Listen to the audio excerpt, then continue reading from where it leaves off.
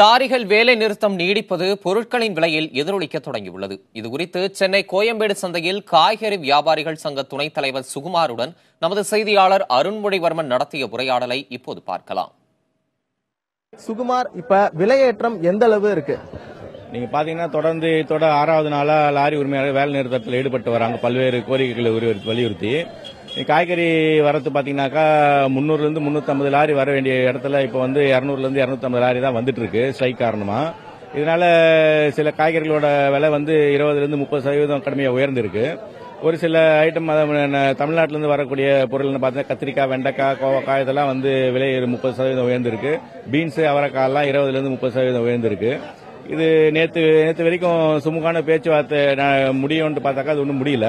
இந்த லாரி வேற நிறுத்தம் வந்து தொடர்ந்து நீடித்தால் வந்து இன்னும் விலைகள், காய்கறியோட விலைகள் வந்து உயர வாய்ப்பு இருக்குது. இன்னும் 25-30% உயர வாய்ப்பு இருக்கு. இது வந்து பொதுமக்களுக்கு ரொம்ப பாதிப்படையும். அதனால அரசாங்கம் துரிதமா நடவடிக்கை எடுத்து பேச்சுவார்த்தை மூலம் சுமூகமா தீர்வு கண்டாங்கன்னா பொதுமக்கள் பாதிப்படையாம தப்பாங்க. இப்ப நம்ம மாநிலங்கள்ல விளையும் நாட்டு காய்கறிகளோட வரத்து எப்படி இருக்கு? இல்ல, நாட்டு காய்கறியும் பாத்தீங்கன்னா இப்போ இந்த சீசன்ல வந்து ரொம்ப கம்மியா இருக்கு. கத்திரிக்காயோட வரத்து, கத்திரிக்காய் இந்த டைம்ல நிறைய வரும். ஆனா இந்த வாட்டி வறட்சி காரணமா கத்திரிக்காயும் ரொம்ப கம்மியா இருக்கு. வெண்டைக்காய் எல்லாமே வந்து தமிழ்நாட்டில இருந்து வர்ற நாட்டு காய்கறிகள், வெண்டைக்காய், கோவக்காய், புடலங்காய், பூசணிக்காய், பரங்கிக்காய் எல்லாமே வந்து இந்த வருஷம் வந்து வரத்து வந்து ஒரு 30% கம்மியா தான் இருக்கு. அதே மாதிரி உற்பத்தியும் கம்மியா தான் இருக்கு. இதனால வந்து விலையும் வந்து கிட்டத்தட்ட 20-30% போன வருஷத்துக்கு இந்த வருஷம் கம்பேர் பண்ணி 40% கூட விலை உயர்ந்திருக்கு. இந்த விலை உயர்வு காரணமா மக்கள் வந்து இதை எந்த அளவு வாங்குறாங்க, வியாபாரிகள் வந்து எந்த அளவு நஷ்டமடைஞ்சிருக்காங்க?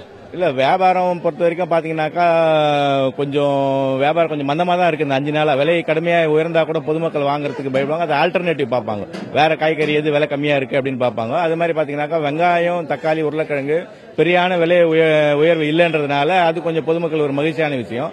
ஆனா இந்த ஸ்ட்ரைக் இன்னும் நீடிச்சதுன்னா இன்னும் பொதுமக்கள் ரொம்ப சிரமப்படுவாங்க. ஏன்னா அடுத்து பால் வண்டி, காய்கறி வண்டி, இப்போ வந்து காய்கறி வண்டி, பால் வண்டி எல்லாம் ஓரளவுக்கு ஓடிட்டு இருக்கு. ஒரு 20-30% குறைஞ்சா கூட.